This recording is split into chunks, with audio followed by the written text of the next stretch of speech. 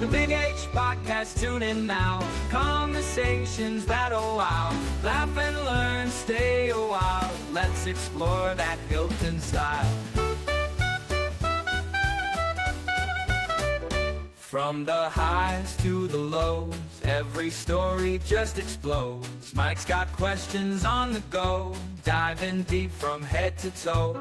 Every week the guests align, sharing moments so divine. Stay with us, the pace is fine. Every episode you'll find. The Big H Podcast, tune in now.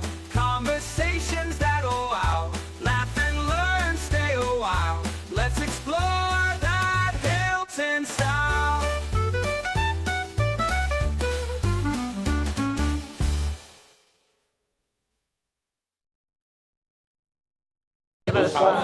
Okay, I think it's about that time. Welcome back, everyone. As is our tradition, we'll begin with the Pledge of Allegiance, so I ask you all to stand.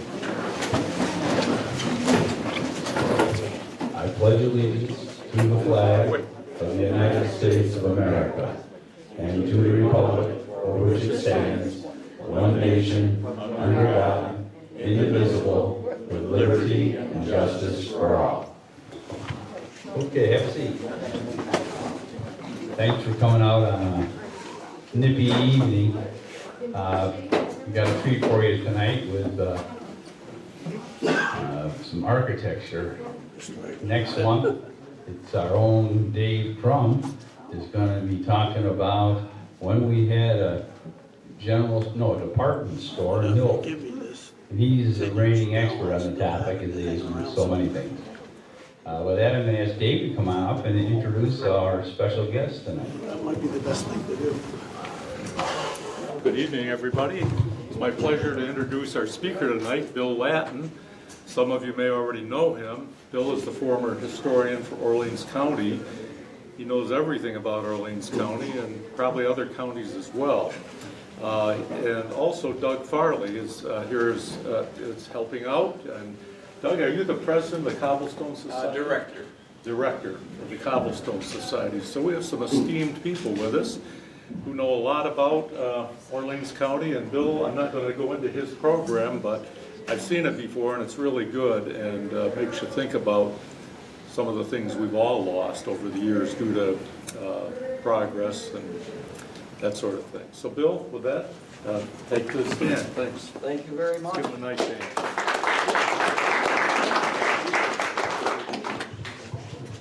Well, good evening. Good evening.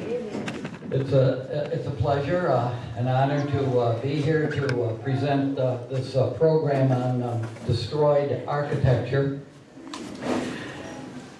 I was Orleans County historian for 34 years, and as one of the jobs I did as county historian was to do a weekly column.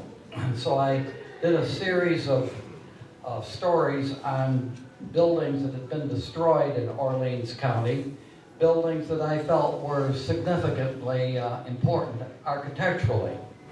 And after doing a number of these columns, I finally decided, well, they could go together in a book. And so the first book on destroyed architecture was published in 1984. The book that we have tonight is an updated version with some examples that have been included that we still had in 1984. And this was made possible with a grant from the New York State Council on the Arts through GoArt, Genesee Orleans Council on the Arts. Oscar Wilde wrote, "To me, beauty is the wonder of wonders. It is only shallow people who do not judge by appearances. The true mystery of the world is the visible, not the invisible."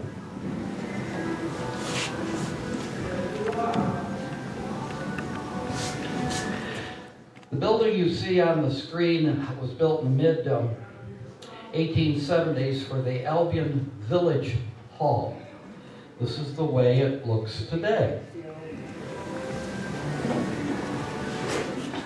This is what happened to it in the late 1960s.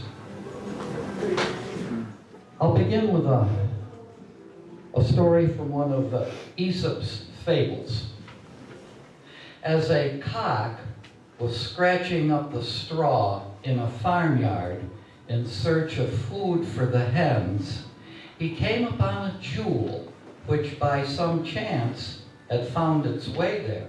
"Oh," said he, "you are a very fine thing, no doubt, to those who prize you.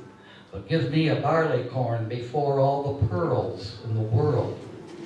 Now he was a sensible cock, but there are many silly people who despise what is precious only because they cannot understand it. I think that's what we see happening here. People who did not understand it. Unfortunately, this very fine example of the Second Empire style was destroyed, and of course it has never been replaced in any way. We do have some success stories in Orleans County, so I'll begin with several. The Farmers Hall is an important building on the campus of the Cobblestone Society Museum at Childs. The upper right-hand picture shows us dismantling that building, which was located in Kendall, and we moved it to Childs in 1978. It had been built for a Universalist church in Kendall in 1855, was later the Kendall Town Hall, and when they built a new town hall in the 1960s, this building was no longer used. And the Kendall Fire Department was anxious to burn it down for a practice fire. I heard about this, and so I approached the town supervisor, Michael Paduchek, and he said I asked him if they would consider giving us the building so that we could move it to Childs. And I quote what he said, "Well, you'd be doing me a real favor if you could get that out of there." He had postponed the practice fire on the building for several years. So as a result, we were able to move the building and reuse it as an exhibition hall for farming tools. Otherwise, this very nice example of Greek Revival architecture would have been destroyed. Typical features of Greek Revival architecture are columns or pilasters, low-pitched roofs with a wide, what's known as an entablature or eaves under the edge of the roof line. Next to the Farmers Hall, the little white building in the middle, that too was in danger, and we were able to acquire that in 1987. It was built in 1838 as a shoe shop. It was later used for various purposes, and we were finally able to acquire that building for now a harness shop at the Cobblestone Museum. And next to that, the little gray and green building was built as an office for a lumber yard in Medina. The man who had the building in 1977, as part of the lumber yard that he was running, was going to tear it down, and that was the first building that we moved to the museum, and now serves as a print shop, a working print shop at the Cobblestone Museum.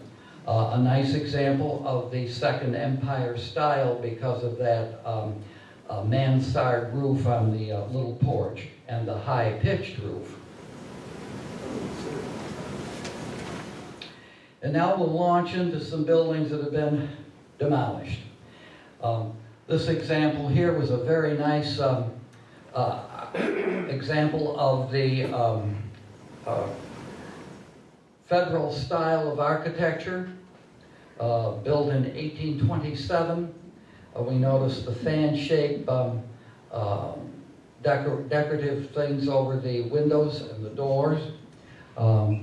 very slender pillars on the porch, and of course a low-pitched roof. This was torn down to make way for a theater in 1924, and remains now, after the theater is gone, kind of a driveway into a parking lot. This beautiful example of the federal style of architecture, built by Universalists in Clarendon in 1837, served as the Universalist Church until about 1960, then was taken over by a private family foundation. When they had to start paying taxes on the building because they were not tax exempt, they tried to give it away to several organizations. Nobody wanted it. It was sold, and eventually it went up for taxes, and the man who acquired the property simply demolished it. There's now a produce stand on that site. It was one of the best examples of architecture the town of Clarendon had. This beautiful mansion located on South Main Street in Albion, also in the Greek Revival style, served as the Clark residence.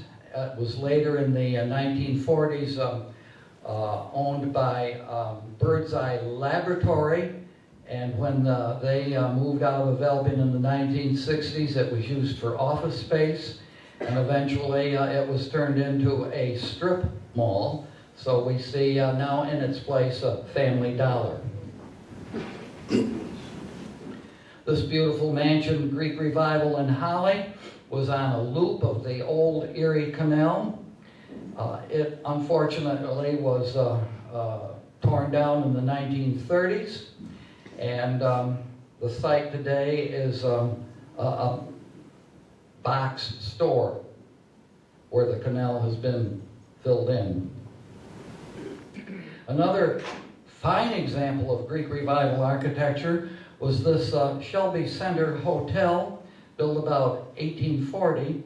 And in some cases, buildings do not have to be totally demolished to be totally ruined in their appearance. We can see that the present owner thought they were doing a wonderful job in repurposing the building, and consequently, all the Greek Revival detailing on the building was totally destroyed. We've lost cobblestone buildings in Orleans County and other places as well. The Rich's Corners School, built in 1846 for, I believe, $550. They gathered stones from the beaches of Lake Ontario, flat lake wash stones, and the front of the building was laid in the herringbone pattern. After centralization, the building stood vacant for about 10 years, eventually was bought by a neighbor and torn down. It remains a vacant lot. We had a cobblestone foundry in Albion. The Curtis Foundry made plows and other farm equipment.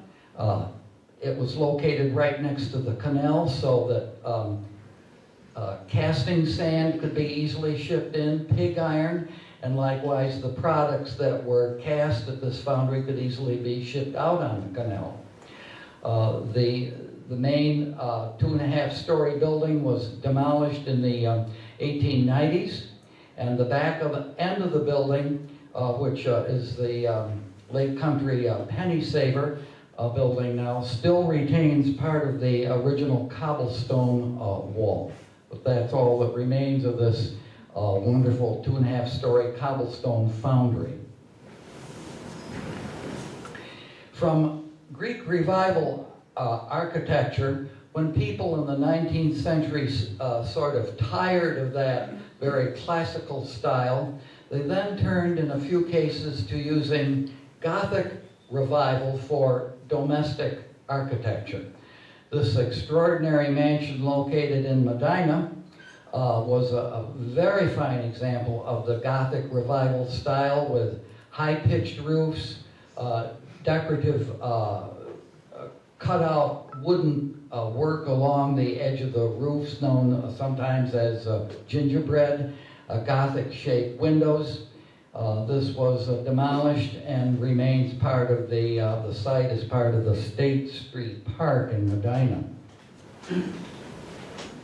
A late example of Gothic architecture was this building, built for a county hospital in 1903.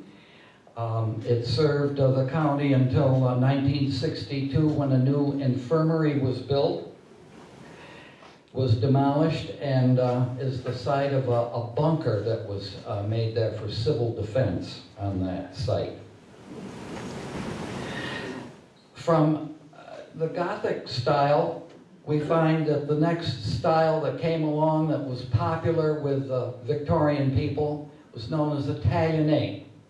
This fine house was located at the Bridges, Orleans County. It was built by the Brown family in the Second Empire style. Characteristics of this style include low-pitched roofs, usually cupolas or towers, round-headed windows, and sometimes wide overhangs supported by decorative brackets. This extraordinary brick mansion was built in 1877 in Albion by William Swan. We notice here a 5-story tower. This house was owned by 2 different families, and by the 1940s, houses of this sort were not at all appreciated by that generation. It was sold to a gasoline company, and they built a gasoline station on this corner at routes 31 and 98 in Albion. The gasoline station is long gone, and this now serves as a parking lot for Walgreens. What a loss. Another example of the same style of Italianate was a building built for the Orleans County poorhouse, or county home or almshouse in 1878. It was in the style of Italianate. Unfortunately, this building, which was in really remarkably good condition, was demolished in 1962, and that was also part of the present bunker put there by Orleans County Civil Defense. Another nice Italianate building was this house. It was the home of William Dye, mayor of Albion, a clothier, well-to-do businessman. In 1929, this became Albion's first funeral home, which was operated by the McNall brothers. In the early 1970s, the property was purchased by Liberty Bank. The bank tore the house down, built sort of an ugly building in its site, and the bank is now long gone, and now that building that remains is the Orleans County Treasurer's Office. Right across the street from that was this 3-story mansion, also in the Italianate style. We notice here the very prominent brackets supporting the roof. One of the characteristics of this style are double window combinations. But by 1970, this was sold, and Carol's Restaurant came in and tore it down and built a restaurant on this site, now Burger King. And half a block down the street was the home of John G. Sawyer, a United States congressman. Another fine example of the Italianate style. We see all the characteristics of that style, with a low-pitched roof, the bracketed overhang, the cupola on the roof, and arched openings between the supportive pillars on the porch, and also some round-headed windows. The drawing here is a drawing I made when I think I was about 12 or 13 years old, and it's the only picture I can find of this house that was demolished in 1958. It remains now a part of a park in the village of Albion. It seems that St. Joseph's Roman Catholic Church bought 2 houses here on South Clinton Street. They had the houses torn down because the priest and the parish council were determined they were going to build a junior high school on this site. And eventually the bishop from the Buffalo diocese came forward and said, "Oh, no, you're not." So 2 houses were lost for naught. The St. Joseph's Parish held on to the lot for a number of years and finally just turned it over to the village. Unusual combination of architecture here, and we find that in some buildings. It's essentially an Italianate style house, but the bay window, excuse my poor perspective, had a mansard roof on it. These mansard roofs are roofs, of course, with steep sides and flat tops. There were a number of Italianate business blocks built in the village of Albion. This fine hotel, 1863 to 1994, a fire did some minor damage in the rear of the building. The village board found the owner and the tenants undesirable, and so when the fire alarm sounded, the Albion Fire Department calculated for about 45 minutes how they were going to put out the fire. Very questionable. By 5 o'clock that afternoon, the village had come in and bulldozed the building. The owner of the property was not consulted, and as a result, the village ended up paying a hefty lawsuit after she sued. It remains a parking lot.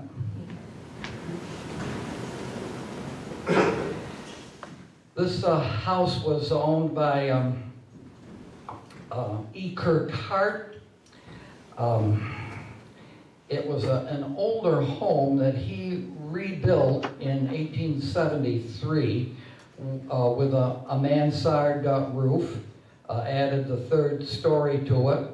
So this style of architecture we refer to as mansard or Second Empire. Hart was also a congressman from Orleans County for 1 term. And Hart also owned what's known as Hart Island in the St. Lawrence. And he sold it to Bolt, who built a Bolt Castle on that island. So Hart was a very wealthy, prominent person in Albion and had this extraordinary mansion. The village wouldn't relax taxes on it when the family no longer wanted it. It stood vacant for a number of years, and finally the family just had it torn down. It was a vacant lot for many years, and eventually W.T. Grant came in and built a store on this site. That has since been demolished, and now this is a parking lot for the Hoyt Library in Albion. Another form of architecture that came along in the latter part of the 19th century, particularly popular for resort architecture in the 1880s, is known as the stick style. This fantastic cottage at Lakeside Bluff on Johnson's Creek, just off of Lake Ontario, was built by the prominent Cook family out of Medina. And as we can see here, they had a 4-story attached gazebo. Characteristics of the stick style are high-pitched roofs And the decorative elements are made to look like supportive elements of the architecture. So structural parts were highlighted to become decorative. The cottage got on fire rather mysteriously in the wintertime. The fire truck was a half a mile away in a garage, and they couldn't get it started. So the building burned, and this remains a vacant lot today. This also is in the stick style, a little more refined than the resort style stick buildings, but we do see architectural elements which look like they're supportive brackets.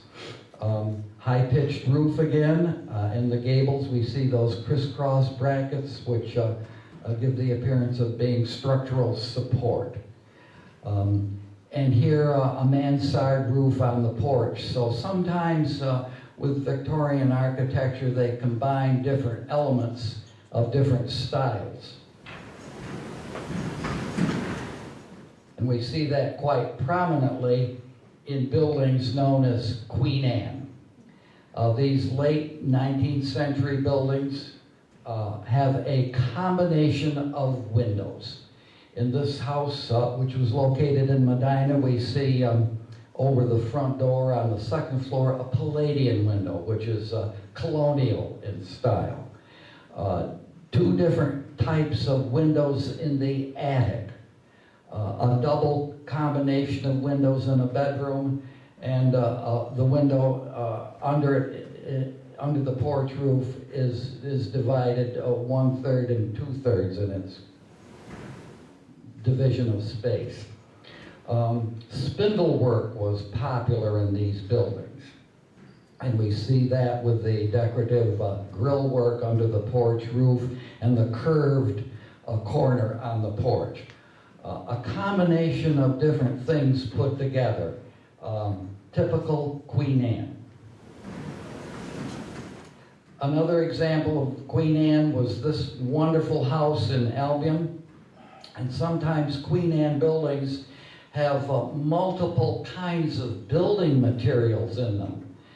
This Queen Anne house from 1888 had the first floor made of Medina sandstone. The second floor was in the shingle style. It's hard to see because of the vines, but the second story was natural wood shingles, and the attic story was stucco, sort of Tudor in style. Unfortunately, this was torn down for Bell's Supermarket in 1967 and is part of a strip mall today, parking lot. This wonderful Medina sandstone school, built in Medina for a high school in 1897, wasn't used too long as a high school. By the 1920s, they wanted a new high school building, and this stone building, which was only 20-some years old at the time when they wanted a new building, was in the way. They didn't want to tear it down. So they moved this sandstone building. It sounds impossible, but there are pictures of it when it was being moved, and they had huge steel I-beams under it. They moved it about 60 to 70 feet off its original site, closer to the corner on South Academy Street in Medina. And the most unbelievable part of the story is they moved it while classes were in session. So that meant for a period of time, the gas was disconnected, the water was disconnected, and the electric power was disconnected. When students came out at noontime, they came out at a different location on the sidewalk. And that story was told to me by 2 or 3 different older people when I was first county historian. It really happened. They moved the building with the kids in it. Can you imagine the insurance companies now? Unfortunately, after this was used for classes, it became a library for a short period of time, district offices. A fire did some damage to the interior in February 1967, and rather than preserve the building, it was demolished, and we now have a parking lot. Another example of this use of Medina sandstone was the Orleans County Jail, built in 1903, a fantastic building. The picture here shows the sheriff's residence and the sheriff's office to the right of that building. The Board of Supervisors in the early 1970s determined because of state mandates, they had to have a new jail. And so, unfortunately, this nice example of Medina sandstone was demolished, and they built in its place what you see to the right here. This style of architecture does have a name. It was popular in the 1970s, and I hate to admit it, but it is a very good example of brutalism.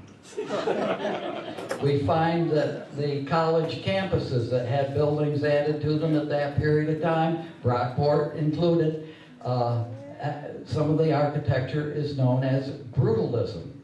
Out in a field all by itself, this would be fine.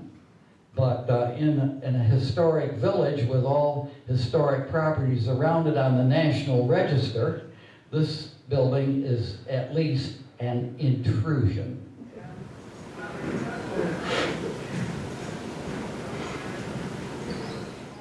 It was Shakespeare who said, there's nothing either good or bad, but thinking makes it so. And in this case, it's just in the wrong place. Another example of the use of Medina sandstone was this elementary school built in Medina. It was eventually demolished when a new school was built down the street several blocks. The district tore it down. Vacant lots stood there for several years and eventually was subdivided to make way for some insignificant ranch houses.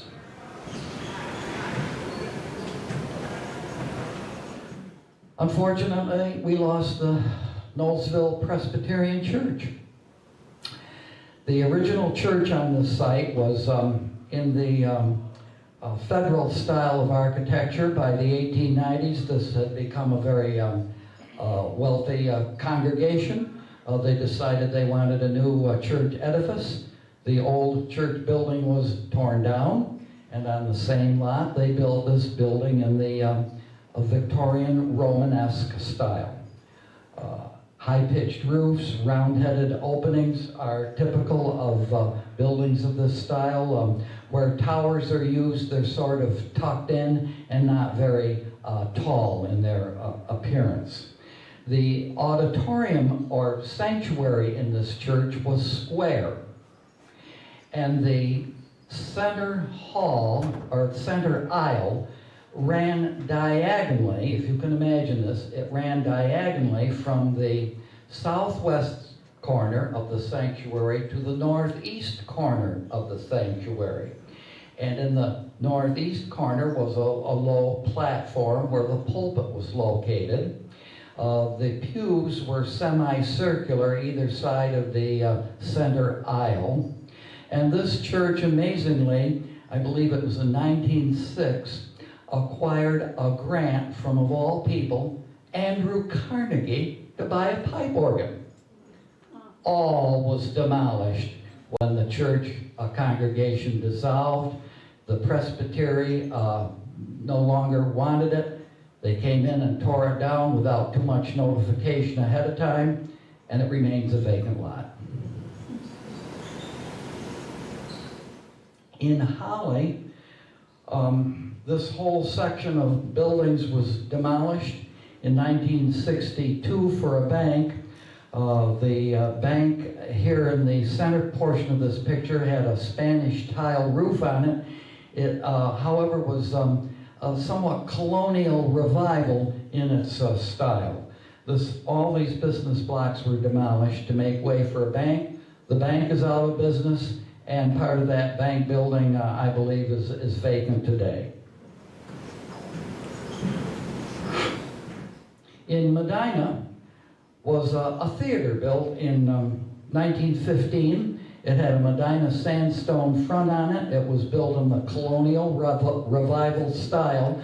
So we've come full circle from the federal style of architecture popular in the 1830s to early 20th century buildings being built in somewhat the same style of architecture. Colonial revival, usually low-pitched roofs. The entrance doors to this theater were obviously a very colonial revival, colonial looking in their style, and they were made of cast concrete, but the facing on the building were blocks of Medina sandstone. Attempts were made to use it for different things, and finally it was just demolished for a parking lot. One of the finest examples of the colonial revival style was this home, built in 1905 by a prominent attorney in Albion. All the wonderful characteristics of what you would see in a really fine colonial revival residence. The pillars had Corinthian capitals on them. The curved porch, reminiscent of the south porch of the White House. The balustrade around the roof. Just an extraordinary example of this style of architecture. The front hall was a wide hall. It had a center flight of stairs that went up to a landing about 2/3 of the way up, and then the landing split into two parts, so that there were two separate little staircases to the second floor, with a beautiful Palladian stained glass window on the landing. Of course, all demolished. In downtown Albion, the Albion firemen built this hose tower in 1880. Now, many fire departments or fire stations years ago had a hose tower. And any of that I've ever seen, the hose tower was connected to the fire station. But in Albion, the hose tower was a separate building. It went up 60-some feet, and you see there's a chimney on it. That was so that after a fire hose was wet, they could bring the fire hose back, hook it onto a pulley system, pull it up into the top of the tower so the hose would stretch out and drain out, and then they could have a fire in the stove in the tower to then help dry out the hose as the water dripped into a drain in the floor at the bottom of the hose tower. Rather than recognizing the significance of this unique piece of American architecture, instead of restoring it, it was simply demolished in 1959 and remains a vacant site. And our last picture for this program is really not architectural, it's more sculptural, although the architectural base still remains. I took a picture of this statue in 1972, and if I hadn't taken a picture of this statue, we wouldn't have this image. It was later stolen. And I believe it was probably taken by somebody who maybe sold it to an antique dealer. It may be adorning somebody's garden somewhere. But unfortunately, this statue is gone. And the information about the statue remains on the base of the statue. And I'll tell you what it says on the base. Zelotes R., only son of A.J. and Ellen M. Rice Warren, died December 1st, 1889, aged 11 years, 10 months, erected by his mother in 1905. So this, I think, is a sort of a quasi-example of Zelotes Warren. I want to end with a couple of quotes.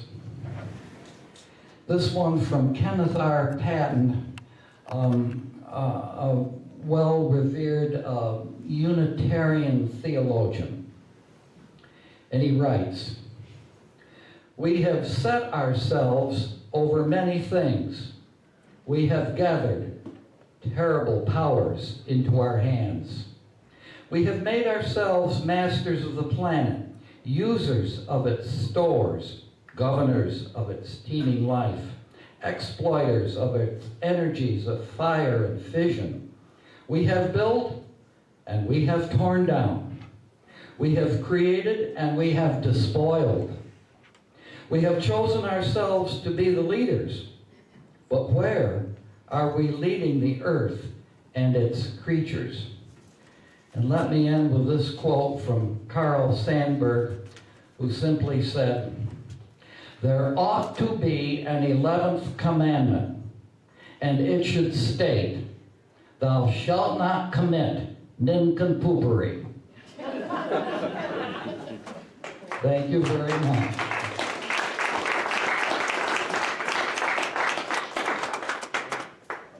We'll have some questions, I think. Go ahead.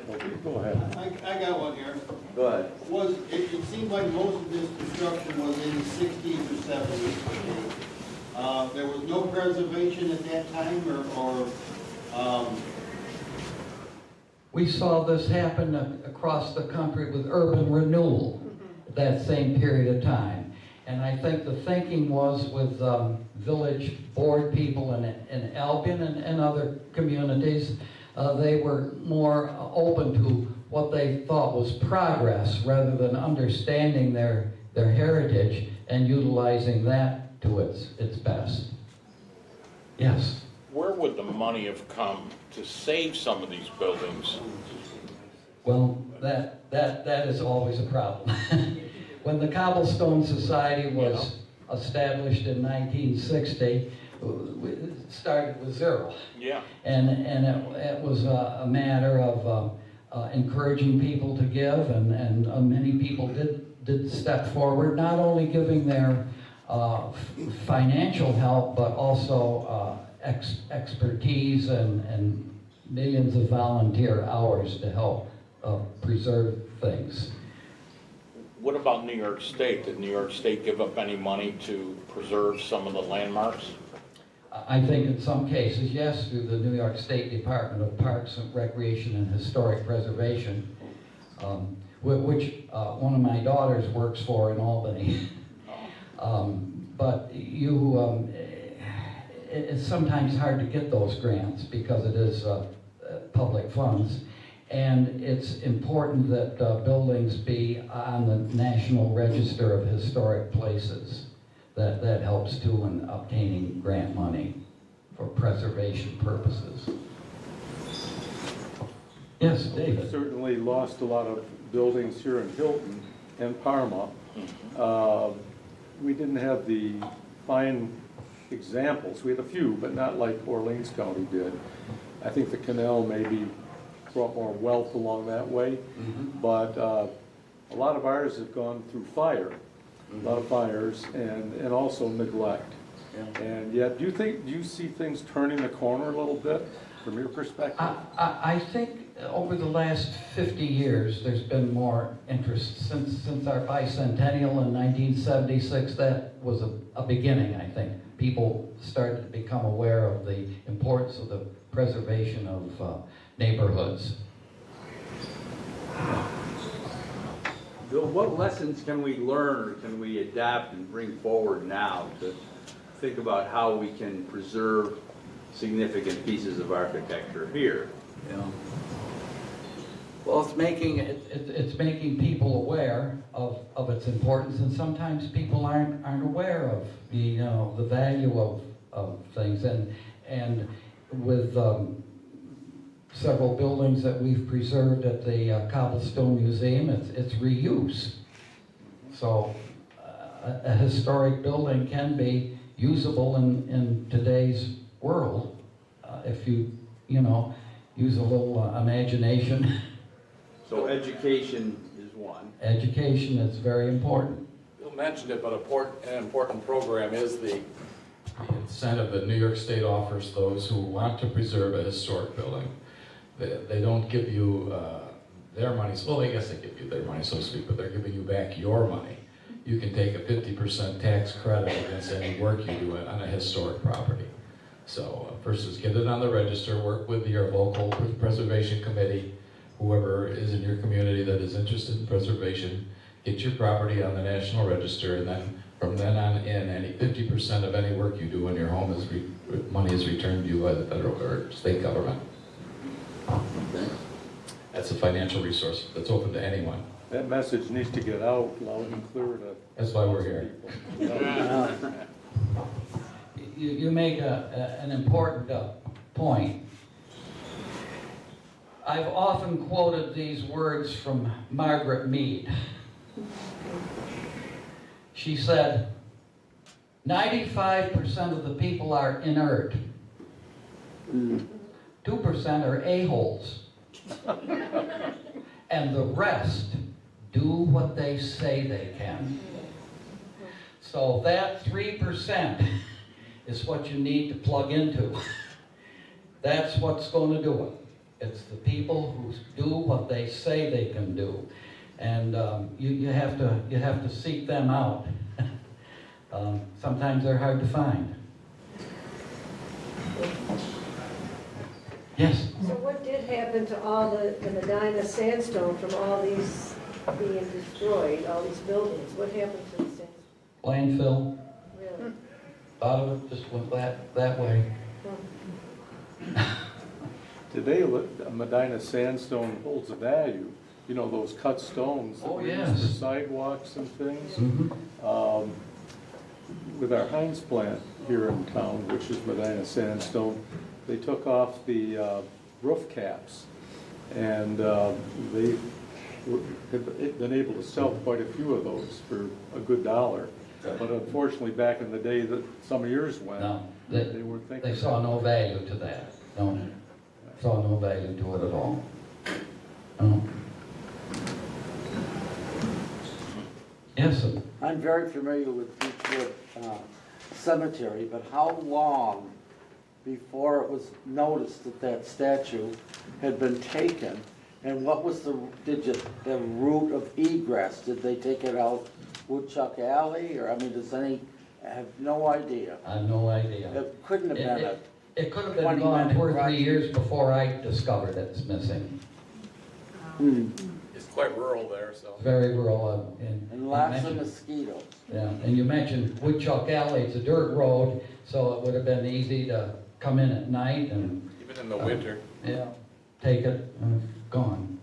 And I have seen statuary like that at antique shops, and knowing darn well came from some cemetery. You know, especially the things that aren't so obviously religious. You know, you look at that doesn't come across as a religious statue per se. It's rather secular. So, you know, it could be a garden statuary. Any recollection of how tall the actual figure was? Oh, I recall it's about probably about 2 feet high. Oh, okay. Or it had to be at least 2 feet high, maybe a little more. Could have been 30 inches high. And of course, that is the base that's still there. The base is still there. Mm-hmm. It does look big. It looks. Those are 4 feet. Base is probably 3 feet tall. Yeah, the base comes up, like this, maybe about 4 feet, 3.5, 4 feet high. Just to get off base a little bit, are you familiar with Don Hall's presentation of the Ghost House of East Avenue? I knew Don Hall. Mm-hmm. Yeah, he did a wonderful presentation. Same story, all these beautiful homes along East Avenue, completely demolished. Yes, he did a wonderful presentation on the zinc monuments yes. in cemeteries. He's recently passed away, I understand. Over here we go. Yes. The cobblestone house at Childs, you said that was moved there? Not the cobblestone buildings. Oh, okay. The- All right. We moved, I was trying to wrap my head around how in the world they would ever move a cobblestone house. we did move a smokehouse, but it was totally dismantled. And there was no way of numbering the stones to put them back just the same way. So the smokehouse came from over near Scottsville. This was done in the late 90s. And then we used the heap of cobblestone using the old recipe for soft lime mortar to do classes and training students that wanted to know how to do cobblestone masonry repair. So students put together the smokehouse, same scale, dimensions and all, but it wasn't quite like it started out in Scottsville. Yes. One more question, Bill. Did you ever interview any of the students who were in the school when it was being moved to get their reaction? Just kind of in passing, I never sat down with a pad or anything to interview, but there were at least 3 different people that I recall telling me at different times, oh yeah, I was in that school when it was being moved. Oh. Yes. Do you know anything about the Erie Mansion in Newark? Oh. Yeah. I got a picture of it. It says it's historically haunted.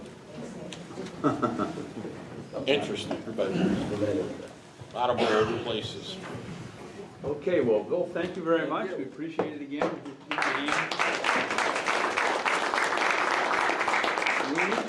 The Big H Podcast, tune in now. Conversations that'll wow. Laugh and learn, stay a while. Let's explore that Hilton style.